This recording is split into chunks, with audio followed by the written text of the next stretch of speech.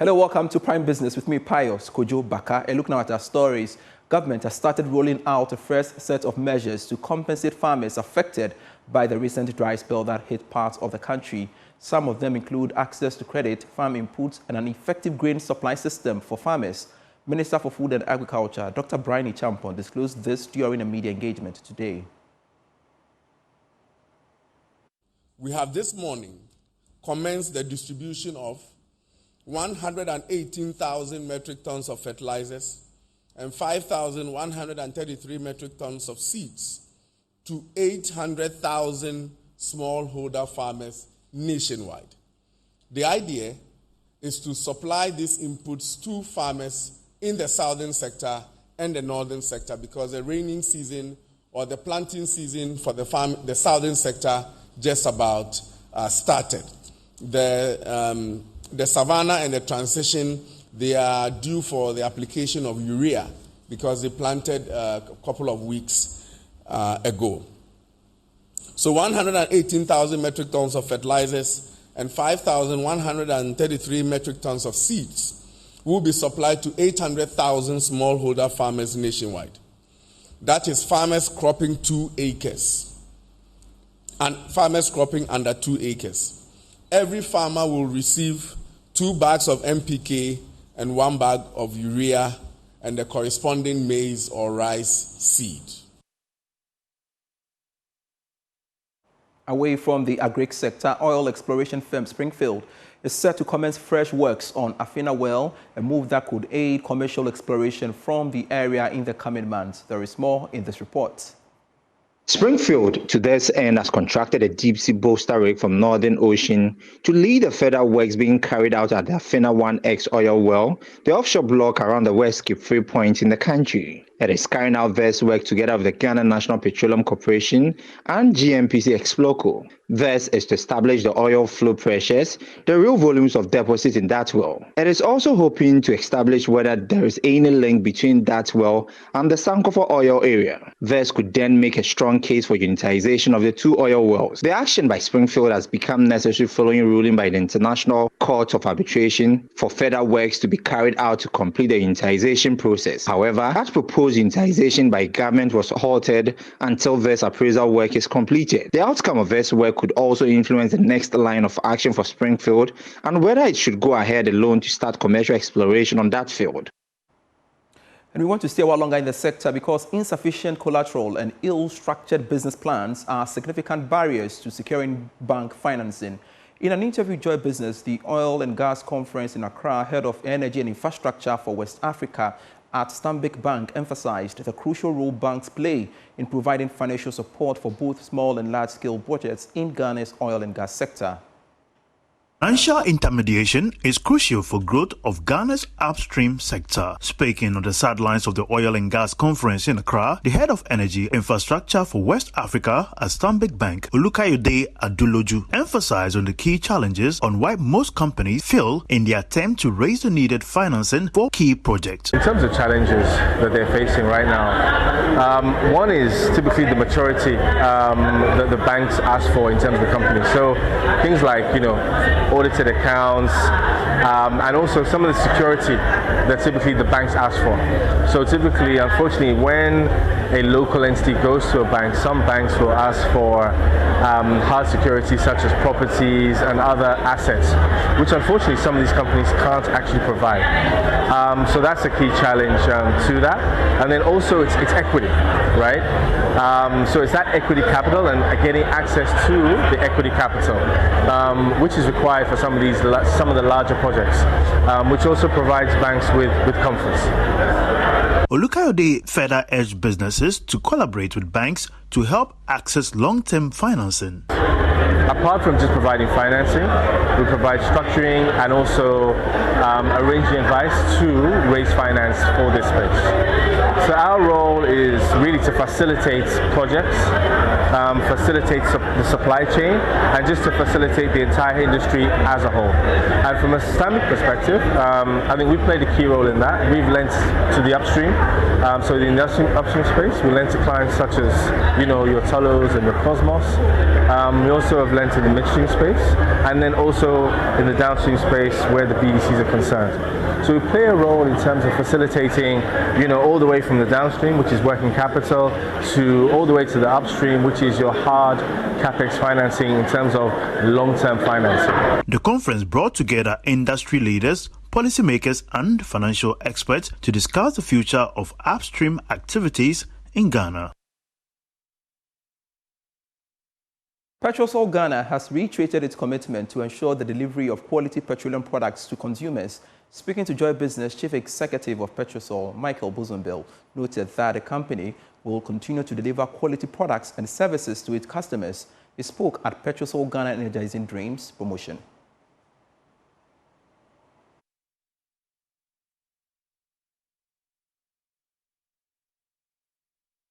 We shall bring you that story subsequently. But for the first time in 4 years, shareholders of Amenfiman Rural Bank will receive returns on their investments as the bank has announced a 35% dividend on shares. The bank has been profitable over the period, but payment of dividends stalled due to the directive by the Bank of Ghana in relation to the domestic debt exchange program and, of course, with the IMF. Now, the announced payment of dividend has come as a relief to shareholders. Nanaya Ojima was at the bank's annual general meeting and has filed this report. Returns on investment in shares of rural banks are a major source of revenue to some shareholders. For 15 years, a retired educationist, Daniel Sebe, has been a shareholder of Amenfiman Rural Bank. The dividend from the shares held at the bank has helped cushion him financially, as his pension pay is unable to cover all expenses. Daniel says the halt in payment of dividends due to a directive from the Bank of Ghana was not received lightly. Oh, yes, depend on it very much. Yes. So the amount you get from it on annual basis is okay for you? Oh, I would say so. Yes. After all, we can't satisfy everybody. So what I get, I'm okay. The move of the central bank to halt payment of dividends was also aimed at building the capital adequacy ratio of banks and specialized deposit-taking institutions, aside from the economic challenges of the country. For the 2023 financial year, the regulator has requested banks with the capacity to pay dividends to present their financials for approval. Amenfiman Rural Bank's profit before tax surged by 127% in the 2023 financial year, positively affecting other financial indicators. With a profit margin of 24 million cedis and deposits increasing to 768 million cedis in 2023, Amenfiman has received approval to disburse dividends. Dr. Tony Oben is board chairman. People invest to be able to reap some dividend from it, some earnings from it. Otherwise, they would have put their money elsewhere.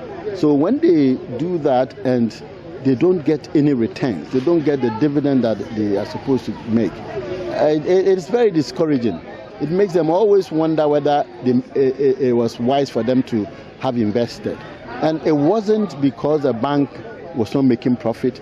We kept drumming the fact that we were doing very well, the bank was doing extremely well.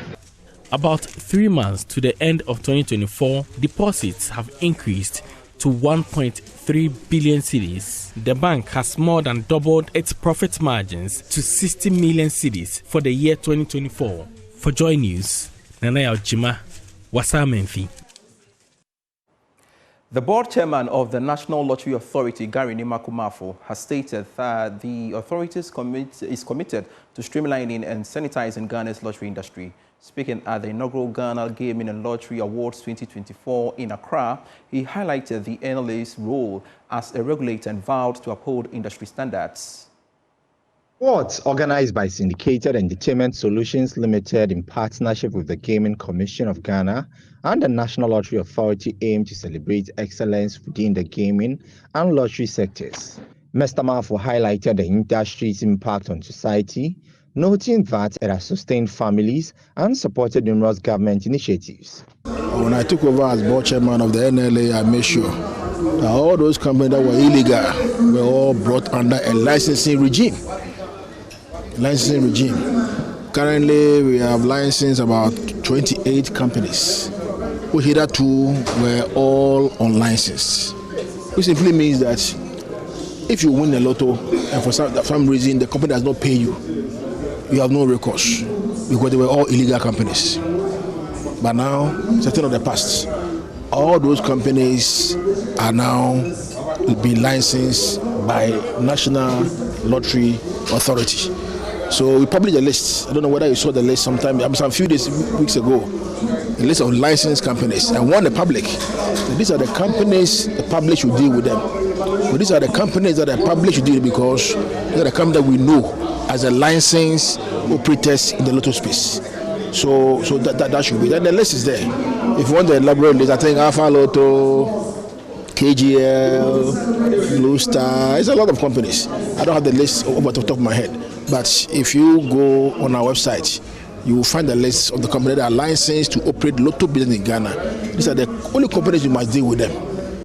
Director General of the National Lottery Authority, Samuel Ewuku, urged operators to focus not on only profit, but also on ensuring the welfare of their patrons. It may interest you to know that for the past 60 years of our operations as an authority, we've never had a single day where we've set aside these two entities in our operations from gaming and lottery to come together to award key industry players and people who have lived by their words and also to promote responsible gaming. Again, we are also excited that our various ambassadors in our industry, I call them ambassadors, from our collaborators to private lotto operators to the technical service providers to the lotto marketing companies who have ensured that the NLA's wheel of fortune continue to also grind. We are grateful to have them here this evening, and we are grateful to have them also participate. The event recognized key players for their innovation, customer service, and adherence to best practices. Ghana is on course to attain over 1 million tons of coconut production in the next 3 years. Well, this according to the chairman of the African Coconut Group, Davis Kobo. Now, speaking at the launch of the 4th International Coconut Festival here in Ghana, Mr. Kobo explained that measures put in place by Ghana Export Promotion Authority and other agencies to support coconut farmers could greatly boost yields in the short to medium term. Here's a report. According to the Food and Agriculture Organization, Ghana is currently the leading producer of coconut in Africa and number 12 in the world with an annual production of 504,000 metric tons. The $18 billion sector holds the potential to employ a significant number of the population with the right development of the value chains. Speaking at the launch of the 4th International Coconut Festival, Ghana, Davis Kobo, chairman of the African Coconut Group, hinted that the country aspires to attain over 1 million tons of coconut production in the short to medium term. We're hoping to achieve over 1 million metric tons. Currently, we're doing around 500 plus. We are hoping 400 to 500 plus, 1,000 plus. We are hoping to achieve over 1 million metric tons, which we think we can, because if you look at we are looking for the next 3 years, we should be able to achieve 1 million metric tons. If you look at the current, because KEPA started the revitalization 6 years ago. So if you look at the current production and also the output, it tells you that within the next 3 years, we should be able to hit 1 million or more metric tons. He shares the need for value addition to unearth its full economic value. We've been saying that coconut is zero waste. And I know, you know, activated charcoal, the rest, even the brake pads. When you go to Germany, coconut husk is being used for brake pads, the car seats, and other things. A lot. We have a lot. And like you said, the coconut oil, the chips, and the like. So we have a lot of things. The waste itself is a whole lot of money where people don't, which people don't know. So that's why we encourage people to go into those areas as well. Over the years, The Ghana Export Promotion Authority has distributed over 1 million coconut seedlings to small and medium-scale farmers to boost production. Samuel Dentu, Deputy Chief Executive at the Ghana Export Promotion Authority, details the contribution of the sector in reducing unemployment. If I am able to come up with 100 acres of coconut plantation, in maintaining that, you employ a lot of people off the streets to go onto the plantation to work. Apart from that, it is said that no part of the coconut is waste, right? And so the more we do this festival, the more we open the eyes of the youth about what coconut can be used for, and then we would encourage them to join the value chain as far as coconut industry is concerned. So it will promote employment for the youth who are interested in agriculture. The 4th International Coconut Festival Ghana will be held on the theme Empowering Lives Through Coconut, Innovation, Employment and Sustainable Livelihoods. In more business news, researchers have appealed to stakeholders in the industry sector to make available new skill sets that will be needed to design the right curricula to equip graduates with the current job market. Now, according to the Associate Professor at Asuersi University, stronger collaboration between academia and industry will enhance the productivity of graduates in the country and help businesses to create wealth. More in this report. The 2024 African Summit on Entrepreneurship and Innovation focused on creating synergies between industry and academia to address societal challenges and enhance the curriculum as a way of promoting access and inclusivity. In an interview with Joy Business, Associate Professor at Asuersi University, Gerden Adomja, said despite the broad collaboration between industry and academia over the years, industry must begin to provide specific skills required by businesses to help in training students to increase productivity in their various fields of work. Universities can collaborate with industry, but it's also important for industry to come to these collaborations with functioning business models, right? Universities are slow to act and so forth, but if industry are coming with very specific output and outcomes and a clear sense of how these collaborations are being resourced and funded, then it's a lot easier for universities to engage. Yes, universities have to move fast, but there are systems that are often very there's a lot of structure. So practically, you have to sort of resource it in ways that will make the collaborations work. Country manager of technology firm Soho Corporation, Kahinde Sean Ogundare, emphasized the organization's commitment to provide industry and academia with technology services that would enhance processes and ensure the smooth transition of students into the workplace. During my keynote address, I mentioned how we are trying to democratize access to technology to run your business. So one thing we've done is we've been able to lower the entry barrier. We're able to provide international, global quality software, enterprise-ready software at a very affordable rate for SMEs and small businesses. So, and the feedback has been really good. We have a lot of businesses in Nigeria today, in Ghana today, running their day-to-day operations on Zoho. So we've been able to do that successfully, and we're trying to expand that into Ghana market as well. Participants were entreated to acquire soft skills that enhance their competencies in the job market. As part of its SuperSem's commitment to corporate social responsibility, the company has partnered with its local distributor to identify a need within the community of Koforidua Okurase to provide sustainable clean water to the people. Now, the company says the borehole project aligns with its goal to make a positive long-term impact on the communities where it operates. More in this report. According to the company, its corporate social responsibility is focused on helping local communities. It pointed out that the borehole project is a direct example of the company's commitment aimed to improving the quality of life of residents by providing solutions that are sustainable and will directly benefit the community. AC Sutherland is the head of marketing and communications for SuperSem. So it's a partnership, and that's what we believe in as a company, that we, in partnership with the, those who are on ground, it's only together that we can come up with the best solution for the community. We can't sit in the office and do it ourselves. So it's in partnership with our distributor. Access to clean water in the Koforidua-Okrasik community in the eastern region has been a major challenge for years. Most of the water bodies in the area has been destroyed by illegal miners. Nana Asarikumi III is the chief of the area. He outlines the benefits of the borehole project. You know, we know what is going on in Ghana, Galamsey, menace all around. Borehole is what I believe very soon all of us are going to depend on. So for SuperSem to think of us and construct it for us, then they are helping us. It's life. They have given life to the community. I believe all of them should emulate such laudable projects.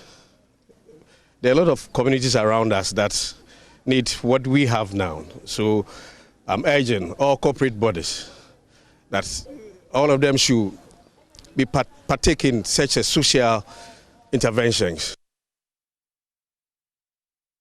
You're still watching Prime Business. Africa World Airlines has honored its long-serving staff at the dinner and awards night. Here's more.